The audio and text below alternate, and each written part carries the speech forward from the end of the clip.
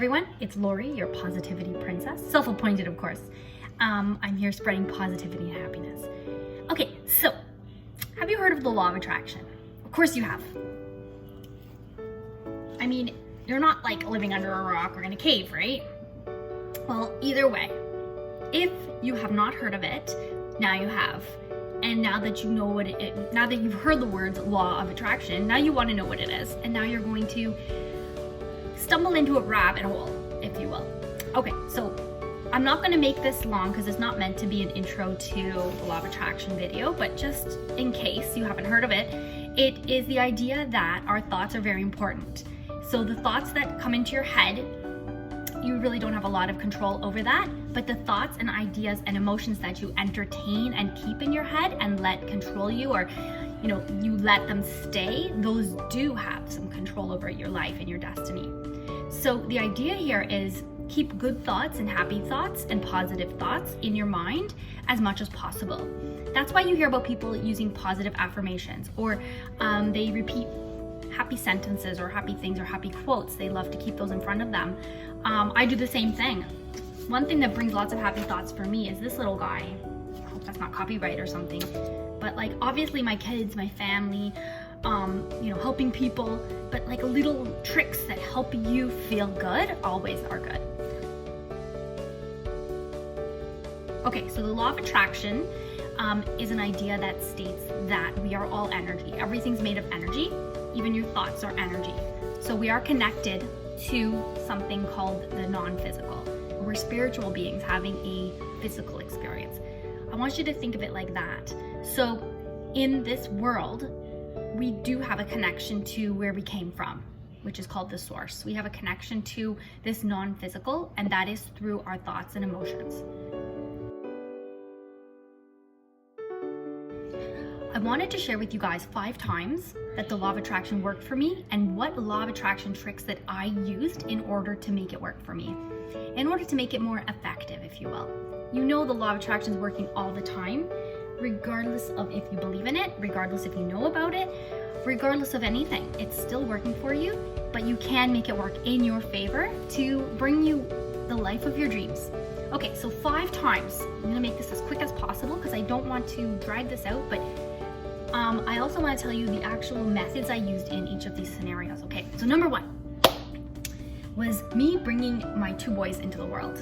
Okay, so just a quick share is that upon getting pregnant with my first son, I was really excited, like so happy. Like we're talking the highest vibe you can be. I always think of myself, I've been pregnant 3 times and I have 2 kids. So you can see where this is going. And this is not meant to be sad at all, okay? So my first pregnancy ended in miscarriage, and I was actually pretty far along. I was about 13 weeks when I found out, and didn't miscarry until I was about 16 weeks. So it was very traumatic. But after that first baby was lost, I decided I wanted 2 boys, and I made it so. I said, I'm having 2 boys. I mean, I love girls too, but I just visualized and pictured my life with 2 sons. And I didn't have names for them, and I didn't see exactly what they looked like in my mind. I knew they'd have brown hair and brown eyes, which they do, which is amazing. But what I did was I have a vision board, and on my vision board at the time, and I'll show you if I can find a picture of it, I'll post it there, but there was a picture of an owl that I got from a card. And I don't know why I got this card at all, but it had a picture of an owl and it had 2 little kids with the owls. It was like a mommy owl with the 2 boy owls. And I put that on my vision board, and I decided that was going to be me. And for some reason, I think I imagined that the baby I lost had been a girl, and now I was going to have 2 boys. I was going to start fresh, and to me, it was less traumatizing to not try to replace that baby with a new girl. And I could have, I don't know, people deal with things in different ways, but that's how I was dealing with it. Lo and behold, I have 2 boys. And even after having the first boy, when he was about 2.5 and we decided to have another one, my husband was actually really, really ill. He has a genetic heart condition, and a cholesterol condition. So at the time he was going through he needed to have an angioplasty, and he had really bad blockage. And just before he went to the hospital, I remember like we just tried one last, I don't know, TMI, right?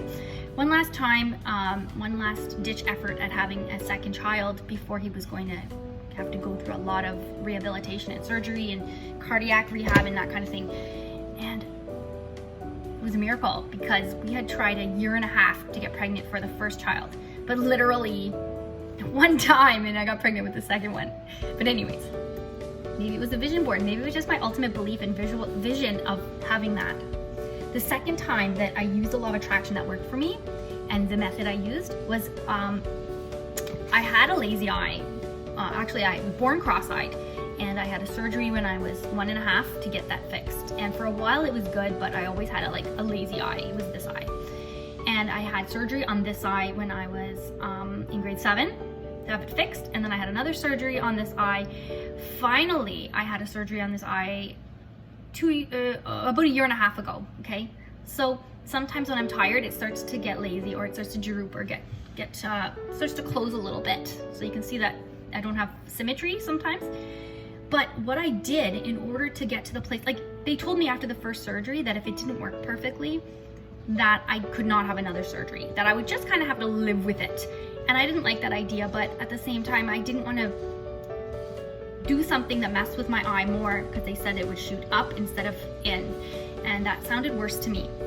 So what I did was I would use Photoshop and or Photoshop software, and I would copy this eye and flip it and put it here. So I would see what I would look like with this perfect, not lazy eye, and I kept that picture of myself. So if that's a form of kind of visual scripting, where I created this image of myself where I don't have a lazy eye.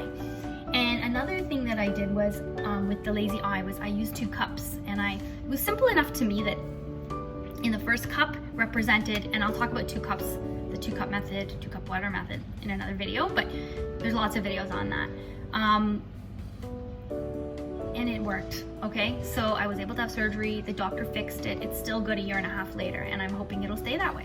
So, I mean, yes, I had surgery, but in the law of attraction, you know there's that action step. There's that, you don't have to necessarily know how it's going to happen, but you know you've got to act when inspired action happens. So when my optometrist suggested, would you like to go see this specialist? And I said, yeah, send me to that specialist. It's all covered. It was all covered, luckily, in Canada.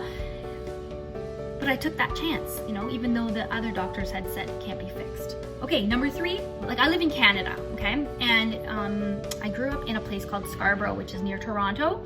And Scarborough is a suburb of Toronto. And it's pretty well populated at this point. But when I was younger, it's like living in a kind of a smaller neighborhood just outside of Toronto.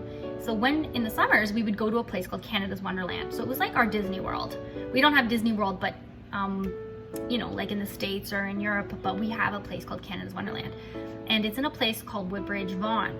And it was about an hour away, which isn't far. I mean, you know, there's places in Canada, if they wanted to go to this Wonderland, they'd have to drive for 6-7 hours or 10 hours. So we were only an hour away, but I remember as a kid saying, I want to live near Wonderland. I'd love to live near Wonderland. I want to hear the people on the rides, even when I'm in my backyard. I want to see the huge roller coaster tracks. I just want to feel like I'm living inside Wonderland. And you know, right now I do live, I can hear them. I do live beside Wonderland. And I think the most powerful method was when I was in grade 6, I wrote a story about myself having moved close to Canada's Wonderland. And I remember being able to visualize it very clearly, very closely. I could see myself, like what my house would look like, that I could hear the people on the rides and see the roller coaster track. It was, and now I live it. And you know what? I completely forgot about that until I started brainstorming and thinking about things that I've been able to manifest, and how powerful that I really am, and how, you know, we all are. Believing is very important. Believing is everything, okay? To receive, you have to believe. Okay, the number 4 was becoming a teacher. When I was little, I went through a few stages of wanting to be different things. But once I got this idea in my head of becoming a teacher, I used be, do, have. I just became a teacher. I made my sister and brother play teacher with me. I would make them worksheets. I would make makeshift lesson plans of little experiments we would do, and they would have to report back to me. I remember watching the show, I think it was Power Rangers. We watched Mighty Morphin Power Rangers, and I said to one of them, I turned to one of them at the end and I said, "What did you learn from that?" And I couldn't even believe what was I, 10 years old? What did you learn from this episode? And what I was really getting at was kind of I was getting this idea of I think I was thinking about what my takeaway was, and I actually turned to my sister. I'm like, "What did you get from that? What did you learn from that?" And I'm like, "Oh my God, I say that all the time to my students." So I just became a teacher.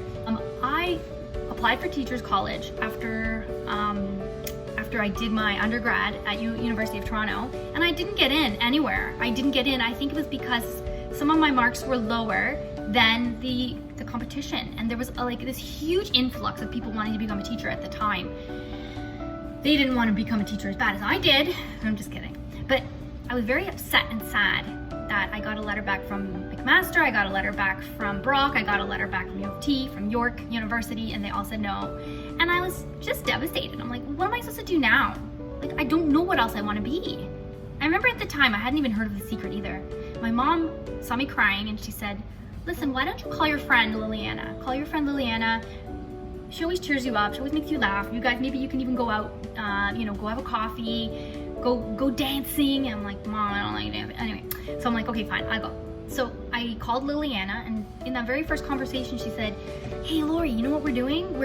Me and Lisa, which was at the time her potential sister-in-law, and her best friend Josie, all of them were signed up to go to this place, Damon College in Buffalo, New York.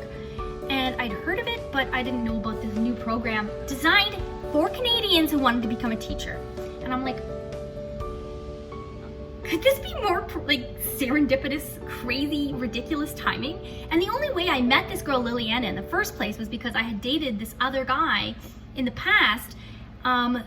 Of course, that relationship busted, but I met Liliana out of that, and then I went to Teachers College because of Liliana, and even my twin sister and her now husband, we all went there together. So they're teachers as well because of this. It's the law of attraction. It's serendipity. It's everything falls into place along the way, right? The next, what I call that, number 4 there was becoming a teacher, it was ask, believe, receive, be, do, have, and also the idea of following signs. Okay, so when you see signs and you get these intuitions and these inspirations, you follow it, you believe it, you trust it. And plus my mom, she's never wrong. My mom never leads me down the wrong path. Number 5, the 5th thing that I manifested is my book being published. Okay, so I have a book, it is in the works of being published, and it's called 30 Days to Happier You. I have 2 other books that are published, self-published, 10 Ways to Happy and Unicorn at a Horse Party. I'm gonna share a poem from that in my next video. But anyways, that book, 30 Days to Happier You, I worked on for over 10 years with my sister. Okay, we worked on it. We researched, we inundated ourselves in this idea of happiness and how to become happy. In doing so, we found all these different methods. It was amazing. It was I became so much happier, and I think it helped me find a bit of a path or purpose or feeling of accomplishment that I hadn't been getting. So keep in mind, I already had all these other things that I wanted that were on my vision board, or that I used other methods to do. To get this book published, I did use 2 different methods in particular. So one is scripting. More than once, I think 6 or 7 times now, I've scripted out before bed my life as a published author. So what it looks like, where I'm going to get up in the morning and I make breakfast for my family and I get them out the door, and then I have a business meeting of some sort. I don't even know what this business meeting is, but I go to a business meeting because I guess that's what I see authors doing, or I imagine that they do is they network and they do things with publishers and their editors and things like that. So I imagine having this business meeting, and then I come back, I work on videos, right? I work on some videos and editing and some more writing. I scripted out this whole kind of scenario of what my life looks like as a published author. But in that scenario, I'm not going back and forth to work. I'm not a teacher anymore.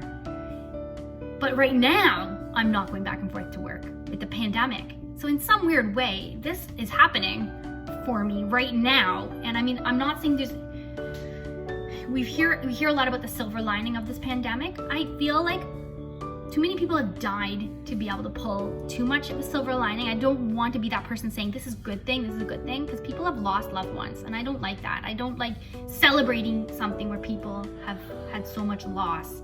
So I'm not going to do that. But the idea here is that I am living that in a sense right now, and I wanted to point that out. Also, 55 by 5, I use that. I have it written down 5 days in a row. I wrote 55 times. I'm a published author. I'm a successful published author. I'm a successful published author. And you know what? I got a lot of declines in sending out my manuscript to be published. Quite a few actually. And it was very demoralizing and uncomfortable, and you feel rejected. But you know what? Thank God I didn't give up. This persistence that I learned from Napoleon Hill, I read that book on my honeymoon, Think and Grow Rich. I don't even know what I was reading. I didn't know what was going on. So naive at the time. To me, whatever your senses brought you is what the reality was. Even though I knew from psychology that there was a lot of optical illusions out there, I didn't really realize just how intense this physical world can really present you with some illusions, not just visual. Let that sink in. Last thing I wanted to point out was number 6 is something that's in progress, and that's me being a successful YouTuber. And as part of my plan of not having to drive back and forth to work, I do feel like I really, really enjoy being a YouTuber. And I know that sometimes my lighting sucks or my sound sucks. So you can see my ring light in my glasses. That drives me nuts. I'm still learning. I really am. But I do think that every single video, I kind of get closer to that idea of what I want my videos to look like. And I really hope I reach like one person per video would say, oh, look at that. One person. Obviously, 10,000 would be better. Okay, I'm just kidding. But seriously, success on YouTube, to be able to define that, my first milestone is 1,000 subscribers. And you know what? Part of me just wants to prove to myself I can do this.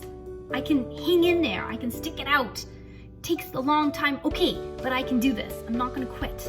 I've quit other things. I have. But I'm not quitting this one. I'm not quitting writing. I'm not quitting YouTubing. And I'm not quitting, you know what I mean? Like these certain things that really matter. I'm not quitting. Okay? Guys, listen. I'm going to go now. I'm going to leave it at that. I've mentioned, for the YouTube success, the 2 methods I'm using right now really is my vision board, and I'm going to post a picture of that. It's got YouTube success on it, and 17 seconds. I do 17 seconds as often as I can think of doing it, and I'm doing so much meditating as well. So I've mentioned so many different methods that I've used in all of these different, endeavors. And I mean, my life, like, I don't know, like, you are the architect of your life. You are the designer. The worst thing you can do is sit there and answer the question, what do you want, or what do you want your life to look like, and say, I don't know, and then never think about it. If you're honestly, maybe you're okay with that. Maybe you're cool with that. Maybe you just don't know what kind of power you have. But if you've watched this video to this point, clearly you have an idea. Clearly you have some inkling in the 4D or the 5D, okay? You have that. This hair color, honestly. Okay, guys, I love you so much. Please subscribe. It does help. If you click that red button, it really helps me. Click that little bell so you don't miss out, get a little notification when I do a video. And also, if you can like this video, sprinkles a little love on it for me. Okay, guys? I love you. And now I hear my family coming in the house. I gotta go. Love you. A, be positive.